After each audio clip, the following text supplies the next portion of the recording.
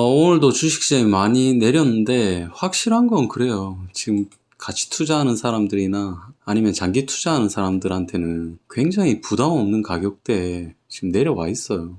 지금 주가 지수가 그렇다는 게 아니라 개별 종목들이 거진 그런데, 특히나 대형주들 보면은 지금 살만한 종목이 너무 많죠. 이런 회사가 이런 가격까지 떨어질 수 있나 싶은 회사들이 지금 되게 많은데, 다만 그런 건 있어요. 지금 이제 자기 주식 계좌가 좀 색깔이 별로 안 좋을 수 있는데, 그건 사실은 누구나 다 마찬가지거든요. 지금 워렌 버핏이 되든 투자 대가가 되든 누구나 다 똑같아요. 이런 주식 시장에서는 어쩔 수 없는 건데, 다만 그러니까 조금 크게 투자를 하려면 약간 불편하죠. 마음이 조금 불편할 수는 있는데, 이제 길게 봤을 때는 굉장히 투자하는데 부담이 없는 그런 시기예요, 사실. 뭐 저 역시도 사실 5월 달에는 그렇게 안 좋아요. 계좌들이 거진 파란색이었던 것 같아요. 5월 달만 그랬던 게 아니라 2022년 전체가 거진 그랬던 것 같은데, 저 같은 경우는 퀀트 투자자고 어떤 시스템에 따라서 투자를 하고 있어서, 뭐 물론 가치 투자를 기반으로 하긴 하고 있는데, 그래도 굉장히 보수적으로 투자를 하는 편이어서 웬만한 하락장에서도 사실 손실이 잘 안 나거든요. 근데 이번 5월달 같은 경우는 저도 뭐 웬만한 계좌가 다 파란색이었던 것 같아요. 뭐 실제로 사례를 보여주면,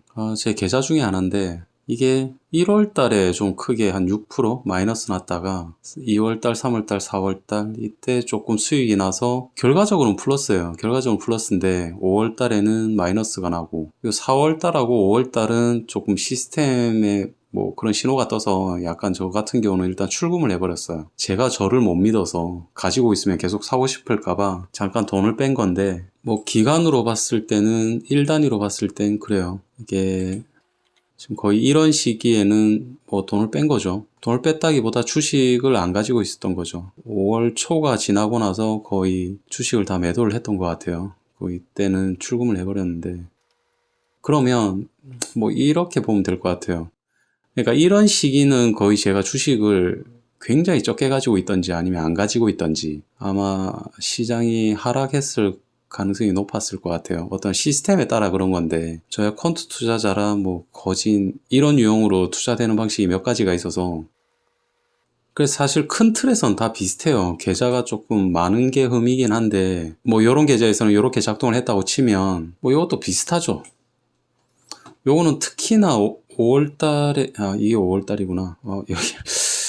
여기는 5월 달에 조금 플러스가 났는데, 아마 여기도 주식을 지금 다 빼버렸어요. 5월 초에 다 빼버려서 주식을 뺀 거 정도가 아니라 아예 출금을 해버렸는데, 이런 거 같은 경우는 어떻게 보면 거의 강제로 제 자신을 통제하는 거죠. 아예 계좌에 돈이 있으면 계속 사고 싶으니까.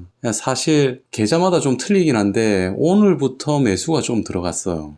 5월 초에 뭐가 좀 이상해서 조금 뺐다가 지금 오늘부터 계좌별로 좀 틀리긴 한데 주식이 좀 매수가 들어갔습니다. 아마 제가 원하는 어떤 신호가 나오면 제가 가진 돈이 거의 다 주식에 들어가지 않을까 싶은데, 뭐 요런 거는 또 다른 계좌인데 엉망진창이죠. 좀 엉망진창인데 뭐 그래요. 좀 나쁘진 않아요.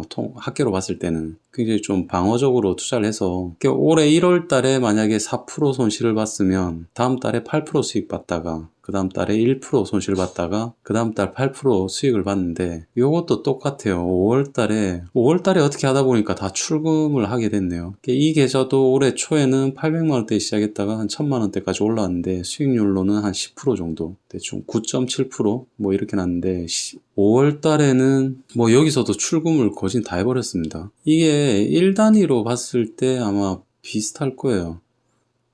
이때부터 주식을 안 가지고 있죠. 주식을 안 가지고 있다가 이날 빼버린 건데, 5월 초까지만 주식을 가지고 있었다가 아까 계좌랑 어떻게 보면 거진 다 모양이 비슷할 거예요.